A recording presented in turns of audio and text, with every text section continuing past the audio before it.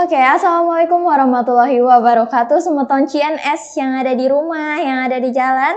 Hari ini balik lagi di CNS episode 204. Nah, hari ini di hari yang cukup panas ya, kayak ngelihat cowok kalian sama cewek lain gitu. Tapi nggak apa-apa, itu biasa, normal. Tapi kalian penasaran gak sih siapa sih narasumber yang ada di sebelah kirinya Dinda? Tapi pasti udah gak asing sih harusnya. Udah pernah soalnya. Pernah ya? Pernah sekali. Harusnya teman-teman udah tahu dong siapa. Tapi mungkin ada yang baru pertama kali nonton CNS. Jadi kita kenalan dulu. Kenalan ulang bahasanya. Ibu namanya siapa? Halo semua, nama saya Riri. Saya konselor adiksi di BNN Kota Mataram. Oke, konselor adiksi. Berarti itu kerjaannya ngapain? Melakukan konseling ya, jadi mulai dari wawancara, lalu seperti memberikan terapi gitu, konseling untuk teman-teman yang sedang berjuang untuk pulih dari penggunaan narkotika. Oke, hari ini kita bakalan bahas apa nih? Bahas si penggunanya atau keluarganya nih kira-kira Bu? Nah, kita kan kalau udah sering ya ngobrol tentang pengguna gitu, adiksi itu seperti apa gitu. Nah, padahal kan sebenarnya pemulihan adiksi itu dia nggak bisa sendirian tuh Mbak gitu. Ketika kita sedang sakit aja misalnya ya, sakit apapun gitu, kita tentu dengan kehadiran orang lain, orang yang kita sayangi, orang yang dekat dengan kita, keluarga kita, itu akan sangat membantu kesembuhan kita tentunya. Begitu juga dengan penggunaan narkotika ini sendiri gitu. Jadi ketika ada dukungan dari keluarga, orang-orang terdekat atau significant others namanya, itu akan sangat membantu proses pemulihan itu sendiri gitu. Oke, berarti keluarga nih berkaitan ya? Tentu. Tapi kira-kira misalkan nih seorang dalam satu rumah ada yang terkena, apakah keluarganya tuh bakalan terkena dampaknya? Nah tentu ya gitu, tidak hanya kalau kita analogikan gitu juga ya dengan penyakit yang lain, ketika ada salah satu saja di keluarga kita yang mungkin mengalami penyakit tertentu. Misalnya demam aja gitu ya, yang simple gitu. Ketika anak demam, tentu nggak cuma anaknya yang kerepotan atau merasakan dampak dari sakit itu gitu. Minimal ibu gitu. Betul. Ibunya juga akan panik, takut gitu ya, gelisah, sedih begitu. Begitu juga dengan adiksi ini gitu. Ketika ada satu orang saja di keluarga itu yang menggunakan narkotika, tentunya dampaknya itu tidak hanya pada si pengguna ini saja gitu, tapi juga berefek ke orang lain yang ada di keluarga itu, bisa jadi satu keluarga itu gitu. Bahkan ke keluarga besar juga bisa berdampak kan gitu. Karena kan ada kekhawatiran, kecemasan seperti itu. Oke. Terus kalau misalkan keluarganya kena dampaknya nih, apa aja yang dialami sama keluarganya? Apakah keluarganya juga dapat, kayak biasanya kan kalau seorang pengguna nih pasti dapat judge dari sekitar. Betul. Pasti keluarga juga dapat kan. Selain itu apa aja yang didapetin sama keluarganya? Nah, kayak yang Mbak Dinda sampaikan barusan ya, judgment itu adalah hal yang sangat sering dan lumrah terjadi gitu ya. Khususnya untuk penyalahguna gitu, penyalahguna dan keluarganya yang disebut biasanya stigma gitu. Nah stigma ini tuh sangat sulit ya untuk kita hindari sebenarnya. Itu berdampak kepada si penyalahguna dan juga kepada keluarga itu sendiri begitu. Nah selain stigma itu sebenarnya kalau permasalahan dari keluarga itu macam-macam sebenarnya. Dimulai dari ketika dia baru menggunakan begitu ya. Ketika dia baru menggunakan, tentu keluarga ini ada perasaan seperti tidak menerima gitu, denial gitu namanya. Jadi dia menyangkal bahwa anggota keluarganya ada yang menggunakan narkotika gitu. Mungkin bisa disebabkan karena adanya perasaan takut, cemas gitu, sedih gitu, karena salah satu keluarganya itu sakit mungkin gitu ya dan harus diobati, itu ada sebenarnya juga adalah hal yang wajar gitu, normal terjadi ketika ada salah satu yang menggunakan narkotika atau ada salah satu yang sedang sakit keluarga kita denial dulu nih, enggak kok, dia baik-baik aja kok gitu, ini mungkin cuma sementara kok. Nah itulah yang awalnya terjadi pada keluarga dengan penyalahgunaan gitu. Terus kan ketika perilaku itu mulai meningkat, misalnya sudah mulai marah-marah gitu di rumah, atau sudah mulai muncul perilaku kekerasan misalnya di rumah gitu. Nah keluarga kan mulai, apa iya ya, bener nggak ya gitu. Mungkin denialnya udah mulai berkurang nih, tapi mungkin lebih kepada perilaku menyembunyikan gitu. Disembunyikan nih dari orang lain, jangan sampai orang lain tahu, dirahasiakan begitu. Jadi itu perilaku-perilaku yang awalnya terjadi di keluarga gitu. Nah selain itu juga ada perilaku lain, misalnya adalah ketika ada yang satu menggunakan atau ketika ada satu orang yang sakit seperti tadi, fokus keluarga itu secara otomatis biasanya akan fokus kepada yang sakit kan gitu. Nah karena ini nih yang menarik perhatian sekali gitu, padahal kan mungkin anggota keluarganya nggak cuma si penyalahguna aja, mungkin sebagai orang tua dia punya anak-anak yang lain juga di keluarga itu yang juga membutuhkan perhatian yang sama gitu. Tapi karena ada satu orang yang sedang menggunakan atau sedang sakit yang harus diobati, fokus keluarga itu jadi terfokus ke dia, sehingga perhatian untuk keluarga yang lain, baik itu mungkin suaminya sendiri atau anak-anaknya yang lain, itu menjadi berkurang atau sangat berkurang gitu. Oke, kira-kira kalau dia udah fokusnya berkurang nih, itu mengganggu anggota keluarga yang lain nggak? Tentunya gitu ya, secara langsung dan secara nggak langsung, apalagi ketika ini berkaitan dengan saudara kandung ya yang lain gitu kan. Tentu kan perhatian itu sebenarnya, sayang itu dari orang tua harusnya idealnya rata dong gitu ya. Baik itu ketika ada yang sakit atau ada yang sedang menggunakan ataupun tidak gitu. Cuma kan namanya manusia ya Mbak ya, otomatis itu kadang tidak bisa dihindari gitu. Nah itu wajar sebenarnya terjadi dan wajar dialami, tapi bagaimana cara mengatasinya begitu. Dan yang perlu diperhatikan juga itu adalah ketika ada salah satu misalnya yang menggunakan di keluarga itu, dan itu mungkin diketahui atau dilihat dari anggota keluarga yang lain, mungkin saudara-saudaranya, ada juga loh yang namanya proses modeling gitu kan, mencontoh atau dengan cara melihat. Nah itu juga yang kita khawatirkan sebenarnya. Pernah waktu itu gini Mbak, sedikit cerita ya Mbak ya, kebetulan ke klien gitu ya kan, waktu itu kan saya pernah mengadakan family support group gitu. Jadi pertemuan dengan keluarga tidak hanya dengan orang tua aja, tapi juga dengan saudara-saudaranya gitu. Jadi kayak saling curhat gitu, saling memberikan masukan satu sama lain antar keluarga begitu. Terus ada tuh salah satu saudara kandung dari si penyalahguna ini bilang begini, iya sejak saudara saya menggunakan, perhatian keluarga itu fokusnya hanya ke dia, kata dia. Sedangkan saya kan juga, Bu, saya ini juga masih butuh perhatian, katanya. Dia usia sekolah waktu itu, gitu. Jadi dia di grup itu waktu itu dia cerita, saya kan juga butuh perhatian, Bu, gitu. Sampai dia pernah sempat mengucapkan, apa saya harus pakai juga supaya saya dapat perhatian, gitu. Itu kan kita langsung gitu kan. Iya, kayak langsung dek banget gitu. Benar gitu. Sedangkan dia kan butuh perhatian yang sama juga dengan saudaranya gitu. Berarti bisa dibilang dengan nggak seimbangnya perhatian tuh bisa jadi konflik ya di dalam keluarga itu sendiri. Terus kira-kira nih gimana caranya biar, mungkin bisa dibilang orang tua di sini yang yang kadang suka nggak sama rata nih karena udah ada anaknya satu yang pakai, itu gimana caranya biar orang tua tuh tetap bisa seimbang membagi kasih sayangnya, membagi perhatiannya ke anaknya antara yang menggunakan sama yang nggak menggunakan. Apalagi kayak tadi yang Ibu bilang salah satu anaknya tuh masih sekolah. Itu kan masa-masa sekolah tuh bisa dibilang masa-masa yang benar-benar lagi butuh banyak perhatian banget. Itu kira-kira gimana biar orang tua tuh bisa membagi perhatiannya? Nah itu salah satunya ada namanya perilaku seperti itu masuk ke kategori codependency ya namanya gitu. Codependency itu adalah ketika seseorang, kita anggap di sini contohnya orang tua gitu ya, meletakkan kebahagiaan dirinya itu pada orang yang menggunakan, si pengguna gitu. Jadi ketika si pengguna ini bahagia, saya akan bahagia.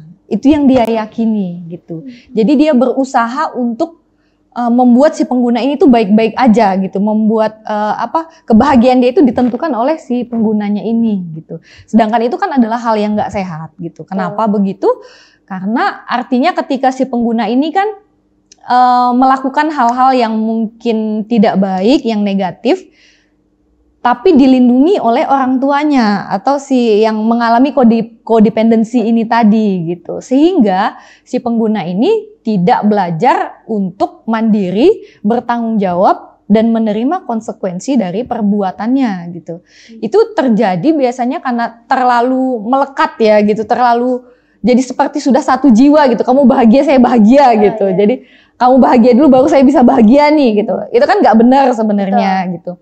Nah yang perlu dilakukan yang pertama adalah pastinya yang keluarga tuh menguatkan diri dulu ya. Lalu menerima bahwa sekarang sistem di keluarga kondisinya itu sudah berubah. Sudah berubah bagaimana? Karena tadinya tidak ada penyalahguna di keluarga, sekarang ada. Itu yang pertama. Kemudian ketika sudah ada penyalahguna, tentunya ada yang harus dilakukan untuk membantu si penyalahguna ini. Dan seperti penyakit kronis lainnya, ini kan pulih ya, seumur hidup pemulihannya gitu. Nah itu juga harus diterima oleh keluarga bahwa kondisi itu sudah berubah gitu. Kemudian untuk mengatasi kodependensinya itu tadi, yang pertama adalah tentunya karena terlalu lekat, harus menjaga jarak juga gitu. Membuat jarak, membuat batasan, memisahkan diri sedikit gitu dari si penyalahgunanya. Supaya apa? Supaya mulai bisa berpikir dan mengambil keputusan secara objektif gitu. Jadi ketika si penyalahguna mengalami sesuatu atau melakukan suatu kesalahan yang ada konsekuensinya, bisa mengambil keputusan, si orang tua ini bisa mengambil keputusan yang objektif dan yang terbaik untuk si penyalahguna gitu. Tidak hanya sekedar menyelamatkan dia untuk sesaat itu saja, tapi memberikan pembelajaran lah untuk si penyalahguna bahwa setiap perilaku yang kita lakukan tuh ada konsekuensinya loh. Kita harus bertanggung jawab loh gitu. Jadi tidak ucuk-ucuk membuat masalah langsung diselesaikan. Membuat masalah diselesaikan sebagai hero lah muncul begitu. Itu salah satunya seperti itu. Oke. Sebenarnya ada sedikit penasaran sih. Kan udah ada konflik nih. Biasanya konflik yang paling berat antara orang tua, yang terjadi di orang tua si pengguna tuh apa konflik yang paling beratnya? Konflik yang paling berat gimana nih maksudnya? Misalkan ada yang penggunanya nih, kan keluarga tuh pasti kayak tadi tuh entah perhatiannya terbagi, terus mulai ada konflik-konflik tuh antara orang tua sama saudara yang lainnya. Itu biasanya konfliknya tuh kayak gimana aja? Oh gitu, yang paling sering terjadi atau yang paling mengganggu biasanya gitu ya? Itu sangat beragam ya sebenarnya ya, tergantung situasi dan keluarganya juga gitu. Apa ya kalau dibilang ya,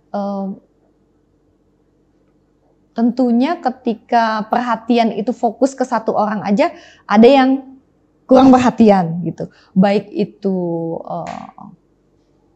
kalau misalnya ibu yang terlalu perhatian ke anaknya, si ibu ini tentu kurang perhatian ke suami dan anak-anaknya yang lain. Atau dengan dirinya sendiri bahkan gitu. Nah itu tuh yang harus diwaspadai sebenarnya gitu. Tapi kalau ditanya apa yang paling menjadi masalah gitu. Sebenarnya semua bisa jadi masalah Mbak gitu. Dari semua aspek gitu. Baik itu bahkan kesehatan, ekonomi, sosial, psikologis, spiritual itu semuanya pun bisa terganggu gitu ya. Berarti saya tetap kena. Ada satu cerita lagi. Berkaitan dengan keluarga juga nih. Waktu itu ada yang konsultasi gitu. Ibunya. Ini juga agak miris sekali gitu. Ini juga cerita yang sering saya ceritain kalau ketemu dengan klien gitu ya, tanpa menyebutkan nama atau apanya gitu ya. Yang dulu pernah saya cukup membekas, ada ibu-ibu datang konsultasi ke saya, minta anaknya untuk direhabilitasi. Dia punya 2 anak, laki-laki dua-duanya. Suaminya sudah meninggal. Anak pertamanya juga sudah meninggal. Karena kalau dulu kan yang populer itu narkotikanya yang jenis jarum suntik, Mbak. Iya. Kutal, ya. Meninggal overdosis karena narkotika juga. Anaknya yang kedua, dia datang ke BNN itu minta untuk direhabilitasi karena penggunaan sabu narkotika juga, gitu. Ibunya ini tuh guru ya, dia PNS gitu. Dia datang dalam keadaan udah lemes gitu, udah yang kayak, ya anak saya di mana di rehabnya, boleh nggak dibantu? Suaranya udah rendah sekali begitu, kayak udah yang capek sekali gitu. Terus dia cerita gitu kan, iya anak saya yang pertama sudah meninggal, sama Bu, narkoba kata dia. Suami saya meninggal sepertinya kepikiran gitu dengan anak-anaknya, kata dia begitu. Kemudian anak saya yang ini juga sudah bertahun-tahun pakai dan nggak mau berhenti, sudah pernah direhab juga tapi tetap pakai lagi, katanya begitu. Rumah saya itu, di rumah itu sudah kayak lapangan bola Bu, katanya. Maksudnya gimana Bu? Gitu. Udah nggak ada perabot atau apapun lagi gitu. Jadi kayak perabotan udah dijual sama anaknya, tabung gas dijual, rice cooker dijual, sampai apa namanya terali rumah itu yang di jendela itu dicopot Bu, dijual buat beli sabu, katanya begitu. Terus terakhir Bu, di rumah itu sudah tidak ada yang bisa dijual. Yang dijual itu baju korpri saya, baju korpri. Baju korpri. Iya, saking sudah nggak adanya lagi Mbak yang dijual gitu. Baju korpri saya terakhir yang dia jual Bu gitu. Dan ibu ini tuh nanya, seorang ibu loh ini nanya gitu kan, Bu, anak saya sudah berkali-kali masuk rumah sakit karena sabu ini, tapi kok nggak meninggal ya? Bisa bayangkan seorang ibu bertanya begitu, kita yang mendengarkan juga shock gitu ya gitu. Nah itulah yang terjadi pada keluarga yang menyalahgunakan. Jadi kalau ditanya apa sih masalah terbesar untuk keluarga yang ada penyalahgunaannya, banyak gitu sebenarnya gitu. Itu kan ibu itu sudah di taraf yang apa ya, luar biasa gitu ya. Iya. Pengalamannya gitu. Kaget ibunya sendiri yang nanya, kok nggak meninggal? Bener, dan itu kejadian nyata sampai sekarang saya masih melekat di kepala karena saya juga shock Mbak dengernya gitu. Tapi ya kita nggak bisa menyalahkan ibunya kan gitu. Maksudnya kita tidak tahu apa yang dialami ibunya selama ini dengan diceritakan begitu saja. Kita mungkin sanggup nggak ya kalau itu yang saya yang mengalami itu gitu kan. Walaupun di satu sisi kok ibunya bisa ya ngomong begitu gitu. Tapi kita kan nggak tahu yang seberapa berat yang dialami ibunya selama ini gitu. Dan dia kan berjuang sendirian gitu. Iya, apalagi udah nggak ada suaminya. Terus anak pertamanya udah meninggal juga, makin banyak pressure-nya ya ibunya kayaknya. Benar. Itu kayaknya yang jadi beban, tambahan lagi bebannya. Benar. Kita tidak menyalahkan penyalahguna karena dia sedang sakit ya, sedang berobat gitu. Tapi kita juga nggak bisa menyalahkan keluarga dengan apa yang sudah dialaminya gitu sebenarnya. Asal bercanda teman-teman. Maaf, nggak boleh ya, soalnya kan siapa tahu bisa sembuh, bisa pulih nanti. Betul. Pasti ada aja kemungkinan untuk pulih, betul kan? Betul. Dan anaknya otomatis pada saat itu tetap kita rehab, kita bawa ke rehab kalau nggak salah ke Lido ya waktu itu. Tetap kita usahakan bagaimanapun caranya gitu. Walaupun saya nggak tahu kabar terakhirnya bagaimana ya, tapi dia berangkat rehabilitasi juga waktu itu. Ya berarti itu sebelumnya udah di rehab yang inap. Sudah beberapa kali gitu. Wow, udah kecanduan banget ya sepertinya. Iya, betul Mbak gitu. Kadang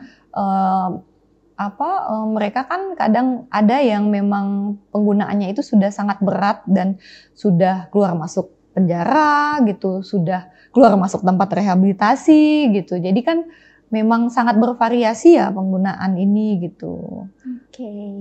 Oke, kita move dulu ya. Agak shock soalnya dengar ibunya sendiri yang minta untuk, bukan minta, maksudnya yang nanya. Bertanya, Iya. bertanya. Oke, kita move ke pertanyaan selanjutnya. Karena tadi Dinda dengar tentang codependency. Codependency. Itu kira-kira apa? Nah, tadi kita udah mulai bahas sedikit nih tentang codependency ya. Sebenarnya Mbak, ini sering sekali terjadi kita temukan pada penyalahguna dan keluarganya gitu. Seperti tadi kita sebutkan, codependency itu si keluarga ini, kita anggaplah ibu ya contohnya, meletakkan kebahagiaan dirinya itu dengan di atas berdasarkan kebahagiaan dari si penyalahguna ini gitu. Jadi perilaku yang muncul itu yaitu dia melindungi dan menutupi kesalahan-kesalahan dari si penyalahguna ini gitu. Denial ya bahasanya. Denial gitu. Kemudian dia rahasiakan perilaku-perilakunya dan dia selesaikan masalah-masalahnya gitu. Nah, itu kan sebenarnya pada anak-anak pun itu kan bukanlah penyelesaian yang bijaksana sebenarnya. Apalagi ketika penyalahguna ini kan sudah tarafnya remaja ke dewasa ya seringnya gitu kita temukan gitu. Artinya ketika masalah itu terus-terusan kita bantu gitu, dia tidak belajar untuk menyelesaikan masalahnya sendiri, otomatis dia kan nggak akan dapat pembelajaran dari situ gitu. Nah disitulah keluarga juga sebaiknya sarannya adalah perlu untuk belajar untuk menyesuaikan cara untuk menangani penyalahguna ini juga gitu, anggota keluarganya yang menyalahgunakan ini gitu. Oke, itu bisa kelihatan nggak ciri-ciri kalau misalkan salah satu anggota keluarga itu dibilang codependency? Ada kelihatan nggak ciri-cirinya? Ya, seringnya itu yang muncul ya yang terlihat dia ngebelain terus tuh gitu. Kalau ada apa-apa dia maju duluan tuh gitu. Dia jadi kayak superhero-nya nih gitu. Jadi pahlawan kesiangan. Betul gitu. Sebenarnya dengan motif dan perasaannya dia adalah rasa sayang mungkin awalnya gitu. Tapi sayang itu kan harus bertanggung jawab juga. Nah, di sini nih kaitannya antara codependency dengan tough love atau cinta yang tegas gitu. Cinta yang tegas itu artinya kita menyayangi orang lain tapi kita memberikan dia kesempatan untuk bertanggung jawab gitu atas konsekuensi dari perilakunya sendiri gitu. Berarti tumben tidak dengar kata cinta yang tegas. Nah maksudnya tuh kayak ini konteksnya nih cinta yang tegas nih dalam konteks kayak gimana? Cinta yang tegas itu kita kalau menyayangi orang lain itu cenderung ada perasaan untuk memanjakan, ya. Memanjakannya itu kadang itu cenderungnya berlebihan gitu. Kita kalau sayang sama misalnya anak kita gitu, ketika orang tua sayang sama anaknya gitu, orang tua tentu menyiapkan anaknya ini untuk menjadi anak yang mandiri gitu. Itu adalah cinta yang bijaksana gitu ya. Ketika ketika orang tua membantu anak itu untuk bisa bertahan hidup ketika orang tua sudah tidak ada. Oh, oke. Iya, itu adalah cinta yang tegas, cinta yang sehat gitu. Tapi ketika kita cinta pada orang lain, pada anak kita, tapi kita memanjakan dia sehingga dia tidak mandiri dan tidak mampu hidup tanpa kita, itu tentu tidak bijaksana gitu. Karena kita kan tidak tahu umur kita akan sampai kapan gitu. Ketika kita tidak ada, dia bagaimana gitu, dia tidak akan bisa mandiri gitu karena kita tidak mengajarkan dan melatih itu ke dia gitu. Sehingga cinta itu sebenarnya harus tegas gitu, sayang dengan tegas, dengan tidak memanjakan begitu, sayang tapi dengan tidak memanjakan, spoil gitu ya. Mungkin boleh dimanjakan tapi secukupnya aja nggak sih? Disayangi boleh tentunya harus ya gitu, tapi dengan memberikan semua keinginannya, dengan menutupi semua kesalahannya gitu, melakukan sesuatu semuanya untuk dia gitu sehingga dia tidak melakukan apa-apa lagi, itu tentu bukan hal yang bijaksana gitu, bukan hal yang disarankan gitu untuk parenting sekalipun gitu.